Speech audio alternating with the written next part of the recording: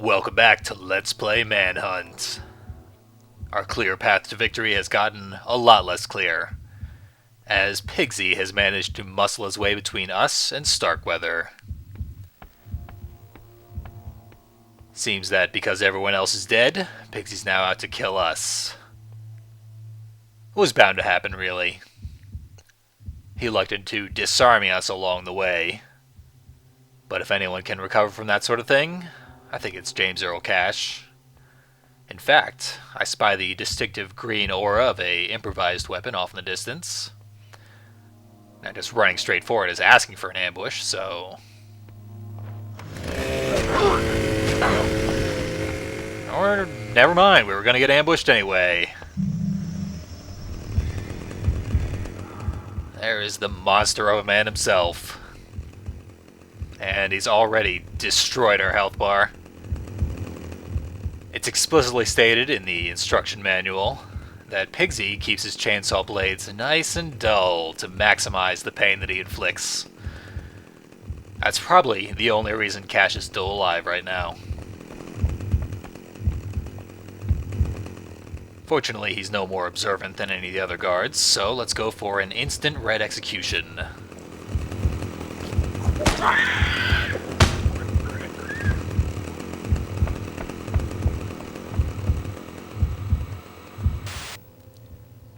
Now, of course, a single shard of glass is not enough to bring down that guy.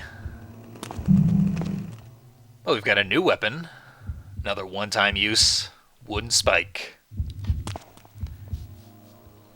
Gonna have to see if we can sink that into him safely. Seems like he went up the hallway around here. And if we wait long enough, he'll appear back on the radar, giving us a moment to go after him. Oh, that was close. And again.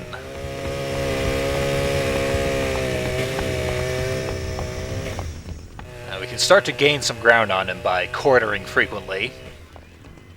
He's so huge and blind with bloodlust that he tends to take corners very poorly.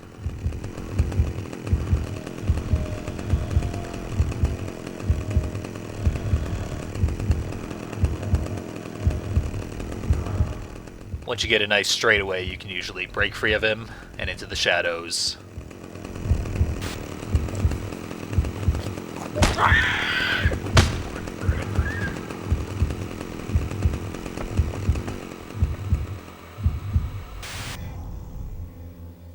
Spiked him again, and he's ran off in the opposite direction.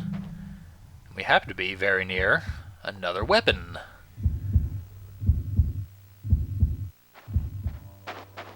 Even the deadliest enemies you can eventually get the hang of, if you're resourceful enough. Now that we're armed again, it's time to go back on the prowl, lest Pigsy get the jump on us. We most likely would not survive another attack from the guy. Okay, got his attention. There he is. Now off into the bathroom. Bathrooms have served us well in the past. This one's a bit dilapidated. This caved-in spot on the floor is good for shadows, but it's incredibly awkward to navigate. Definitely don't want to go in this corner like I'm doing, because you can sort of fall through the floor, make a loud sound when you land.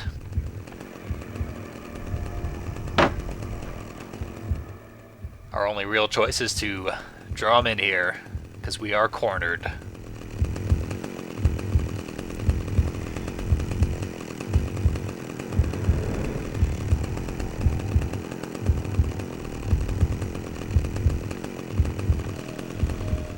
This looks like the time to strike. Just gotta get out of the hole.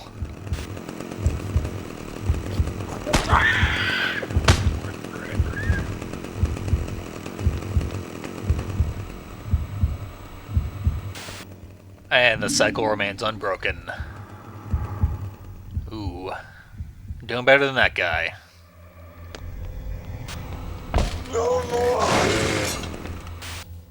Ah, seems like we've scared him off.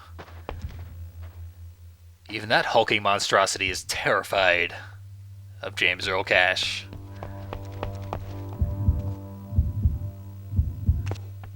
Rather fortunate, since all of our weaponry has been expended.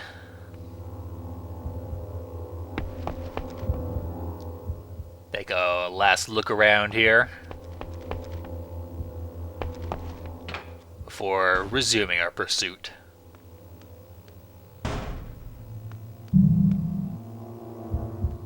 Brick's not going to be much of a weapon against a chainsaw.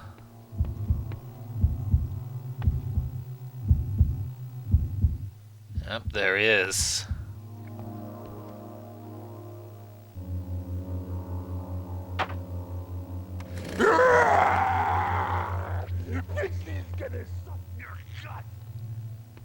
He talks a big game, but we've got him on the run. And here's half of the first person who attempted to subdue him after his escape.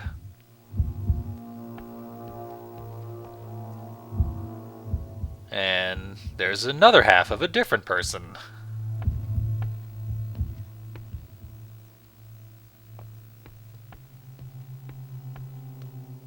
Pigsy is very clearly about as deadly as James Earl Cash is. This is our first fair fight in the entire game.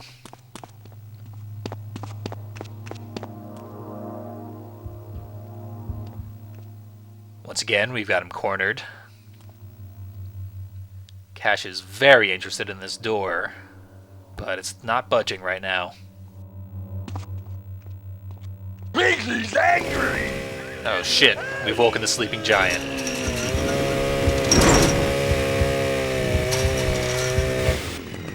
Pigsy bored, going home. Go to bed and sleep. Ah, we found another thing Pigsy doesn't like. Can't help but get an idea from that. Ah, and there's another victim of his. Not much left of him. We've got the opportunity to press the offensive once we get the guy's attention. Get Pigsy's home! Even that didn't do it. We've really got him shaken.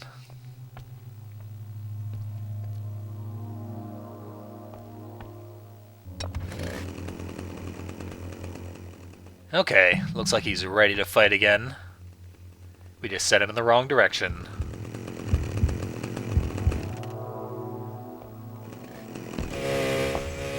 Here he comes.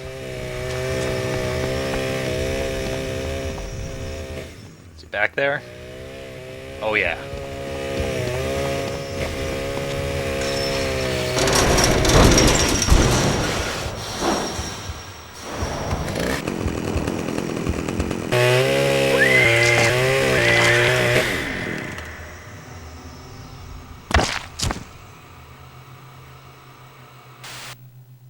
And that was Pigsy's last squeal.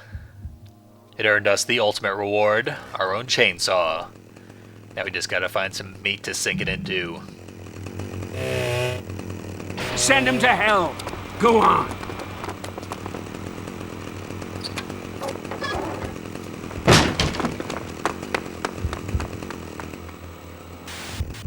That's maybe a little more meat than we bargained for.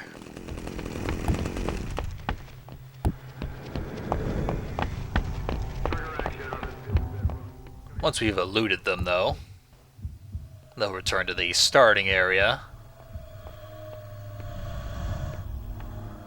where we can play a bit of Pigsy ourselves. Well, there's a good reason this lunatic was up for the chamber, that's all I'm saying.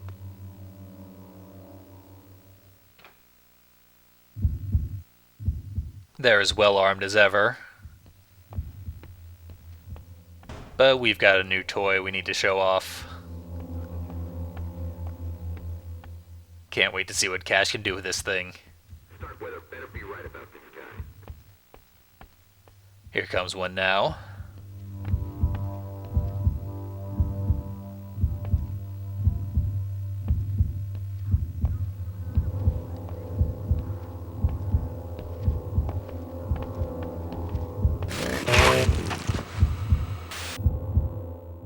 Sometimes all you really want is instant decapitation. I mean, instant gratification. Hey, Sicko, I know it's you. All units, I got the freak. He's hiding someplace close.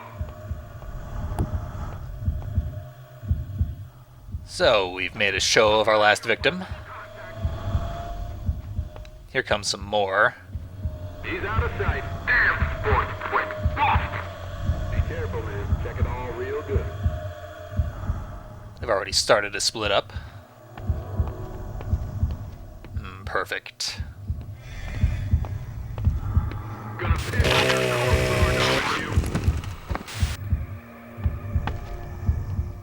your A nice chainsaw impalement. Oh, and this last guy. Boy, is he ever fucked.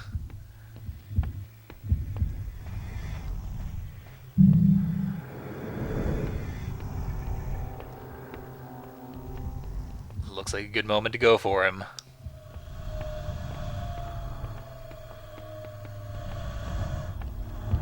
Negative. No. Oh shit.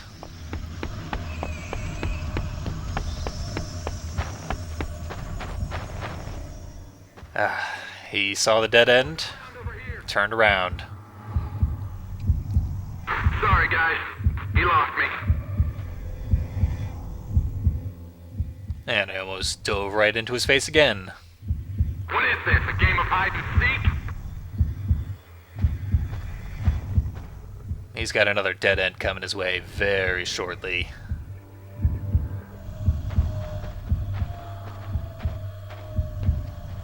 Little fox, the hounds have come to play.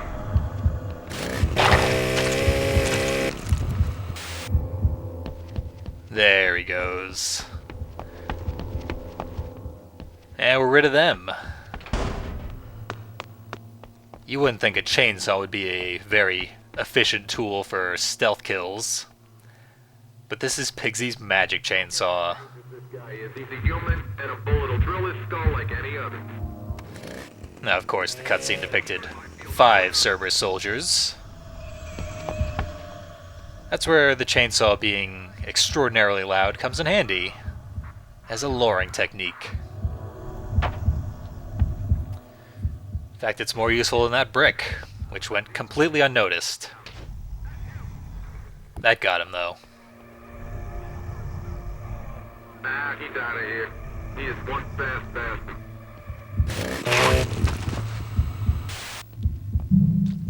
There we go. Got ourselves a trophy now.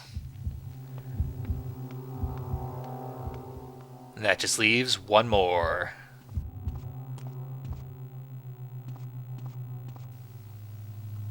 Nothing but me, the Psycho, and the Moon One. So he's just gonna sit by the door waxing poetic. And he's not gonna move an inch.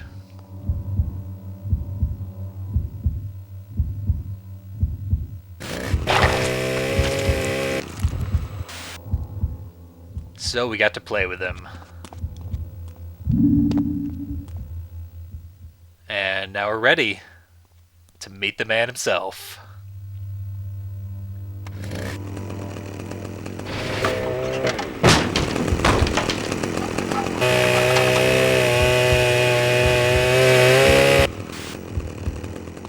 Yep, we're taking over. Ah, of course he's got a gun.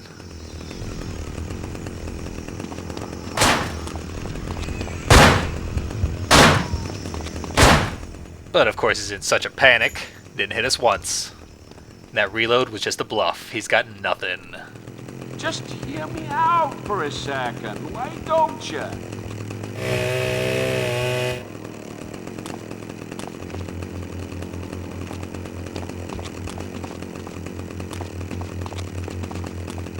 You do as I say, Cash. As I say.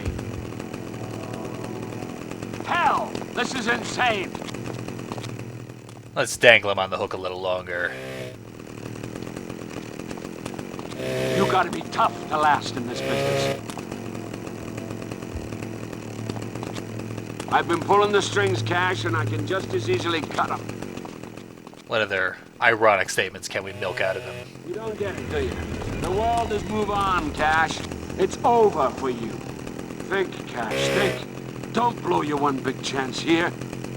We can make a sequel, Cash. You and me, together. You want in? Okay. Ramirez was a schmuck anyway. I could do with a man like you on location. Starkweather's about to star in the Don't sequel. start thinking you're somebody, Cash, because you're not. Watch what you're doing with that fucking thing. Take it easy there. You almost did for me. You want a bigger trailer? How about some girls? You like boys? Fuck you, Cash! Fuck you! Oh, you'll pay for that. Hell! This is insane! Just a little warning slice. I'm the only way of making any of this good, Cash. Think about it. I've burnt better talent than you, baby. By far.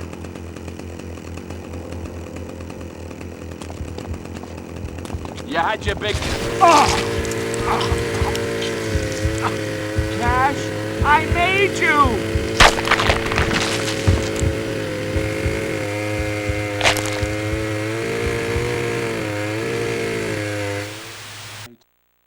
Acclaimed movie maker Lionel Starkweather has been found dead today, along with several of his bodyguards, at his estate at the Wapona Hills residential district. In what investigators are calling a bloody vendetta, an unknown assailant infiltrated the compound, killing Starkweather, but more interestingly, leading police to the site of a snuff film ring being run from the estate's confines. Linked to this ring is Carcer City's own police chief, Gary Schaefer, whose lawyer stated that he intends to plead not guilty.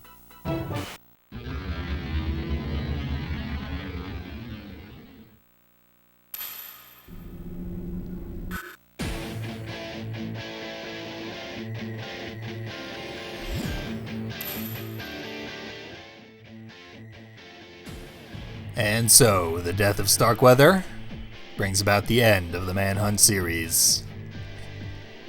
The execution we performed on him was one of the most formative experiences of my life, which I think explains quite a bit.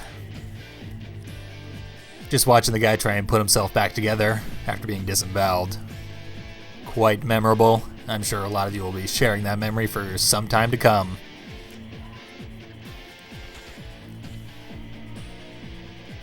That's sort of what drove me through this game, back when I originally played it, and was horrible at it. Never been good at stealth games, and this is a particularly unforgiving example of one. But the world and the characters and the sheer brutality of it was unique at the time, and really made me want to see what was going to happen. Sort of the opposite of Hotline Miami, which, once I found out what it was really about, I dropped that thing like a heart attack. Comparable to this game in many ways, they're both extremely tense and just unbelievably violent, and they subtly imply that watching the violence and performing it yourself is something that maybe you should reflect upon. Maybe just don't go into it blindly and desensitize yourself. Manhunt does it, of course, much more subtly by vilifying the producers of violent videos, and, of course, the unseen viewers of them. Much better than just saying, "Oh, you suck for playing this violent game that we made." Fuck you, Hotline Miami. That said, this game does a phenomenal job of story and the presentation thereof. I love the way it leaves a lot of things slightly vague, just enough to set your imagination on fire, lead to things more horrible than they could have actually written, which is a great way to go about actual horror. Fear of the unknown. They also poured a lot of their own individual passions, the developers, specifically the serial killer motif. A lot of that was a surprise to me, actually. I thought I knew serial killers pretty well, but I'd never even heard of about half of the ones that I ended up doing segments on in the outro videos. Obviously, I knew Starkweather and Gacy, and they sort of led me to Google out of curiosity, Jesperson, to see if that was a reference. And that opened the floodgates. Once I realized how much work and thought they'd put into all that, I decided to spend an extra couple of hours per video making those elaborate outro sequences. Just to share with everyone just the amount of work they put into it. So it's a very impressive game. Very memorable. It doesn't necessarily hold up in the gameplay department. It's more janky than a lot of stealth games these days get away with. I think it makes up for it with its style, but if you didn't play this, I wouldn't blame you. It did, of course, have a sequel, Manhunt 2, and if you did play that, I would blame you. It's awful, and it contains no reference to this game whatsoever. Never played it, and I hope never to. But we'll see. Anyone who hadn't experienced this game, I am glad I was able to share it with you. And all the old fans, I'm glad I could remind you of this previous joy. Thanks for watching.